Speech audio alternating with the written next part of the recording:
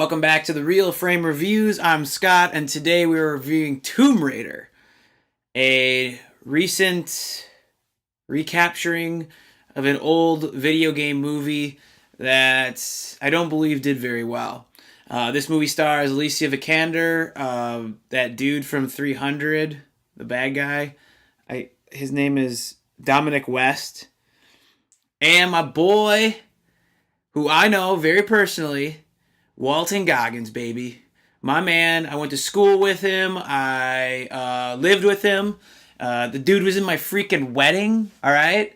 And here's a picture of him right there or there.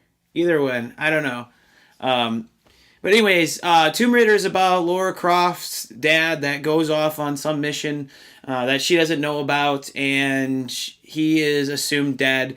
She's grown up now, and she's not living up to her standards or her family's standards, the Croft name standards, and getting into trouble, all sorts of stuff. And people want her, I guess not really guardians, but people want her to sort of accept the fact that her dad is dead and that she needs to sign the will so she can inherit all of this money. Why wouldn't you? But she refuses to believe that he's dead or just doesn't want the money. One of the two. We learn really quickly that she doesn't give up easily. She's very hard-headed, but she will eventually find a way to solve a riddle that will lead her to an ancient island that nobody can find. Apparently, allegedly, no one can find it, even though when they get there, there's about 1,000 people there. That will lead to a tomb of a woman that was buried alive, and if she comes back, she will wreak havoc and kill everybody, which is also sort of a riddle.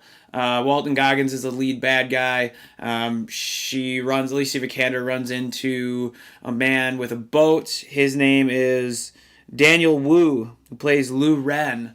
And from there, I mean, you see him maybe 3 or 4 times in the movie. But yeah, this movie is it has its moments. They really are trying for the hardcore, action stunts and everything like that. And a lot of the times they can pull it off, and sometimes they can't pull it off, and sometimes it's just like, okay. I've never played the video games, the Lara Croft Tomb Raider video games. I never saw the old movies, so this is my first dabble into the Tomb Raider legacy, and I have to say, I'm coming out of this film the same way as I went into it. I love Alicia Vikander. She is phenomenal. I think she's a great actress. She sells me on a lot of things. The fact that she's a go-getter, the fact that she's hard-headed, the fact that she's getting hurt and beat up sometimes. Like, she makes these whimpers where it's like, yeah, I could see someone making those noises if they got something rammed through their stomach, But I think she's great. I didn't have really any doubts that she was going to be great. She's really great in everything I've seen, even the movies that I didn't come out liking, like that. What was that one with they find the baby or something? That one, if she's even in that one, I don't know if she's in that one. I think she is. Either way,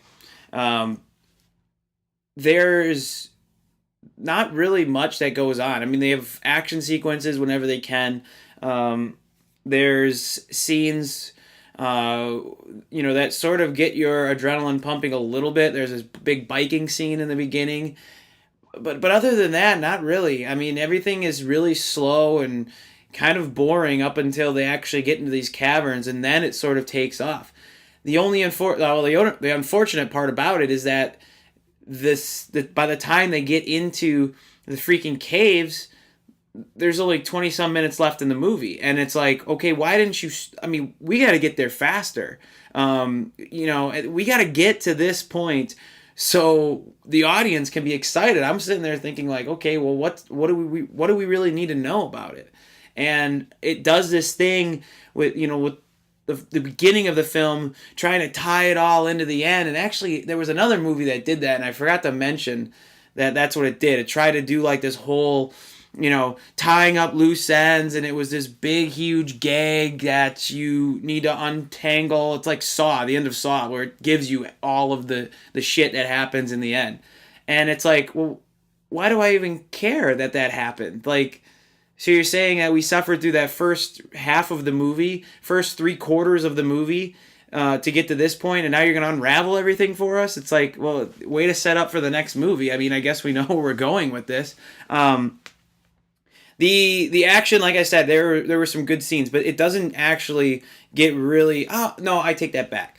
There's a plane scene which is pretty sweet, but a lot of this stuff, and I know you have to suspend disbelief when you go into these kinds of movies, which I did. It was a video game movie, and you could see that they were servicing to a video game audience in a way with some of the tricks and obstacles she had to go through. I mean, there's one point on the boat where a boat's breaking and there's something in her way, and she's got to do like the monkey bars over it. And I'm like, I could see this happening. It's a cutscene, and then you got to do it with Lara Croft.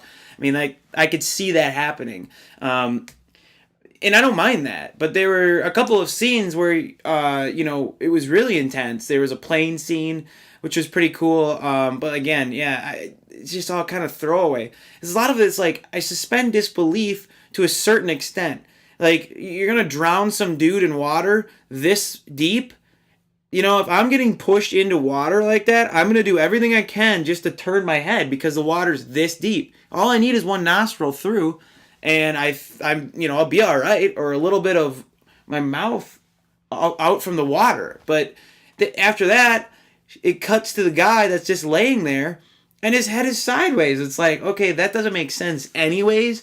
But then to cut back to it and not even have the guy face down in the water, it makes no sense. There's a lot of stuff, obviously the old trick of, someone's got an arrow and the other person's got a gun and they fire at the same time. Well, where did those bullets go? Where did the freaking bullets go? I mean, did she absorb them? I mean, is this, what do they call that in Pulp Fiction when God comes down and divine intervention? Like, is that what happened? I mean, it gets ridiculous at moments. Look, like I said, I loved Alicia Vikander. I thought she was great. Daniel Wu kind of drove me nuts. This dude lives in Hong Kong, and he had the best American accent ever. He talks better English than I do. He speaks better English than I do. He sounds like he just came from, I don't know, freaking... Just think of the most stereotypical American accent, and he has it. He speaks perfect English. And it's like, okay, that's kind of weird. And he kind of bugged me. And you don't see him much. He's there and he's gone for 20, 25 minutes. And all of a sudden it's like, oh, we got to rally the troops. We got to save Lara Croft. And it's like, well, what? I don't understand what's going on. Like, why do you have to save her? Walton Goggins, my boy, he's not a very intimidating bad guy. And I understand there's someone behind the scenes, but we don't even see that person. We don't see the puppeteer. We see Walton Goggins, the puppet, and that's about it. And he's not scary. His whole motivation is he wants to go home. He's going to do whatever it takes to get home. And it's like, really, man? You're gonna try to take down the entire US population just to get back to your home? But if you do this, the people at home are going to be fucking dead. Why the fuck would you do that? That makes no fucking sense. Oh, man.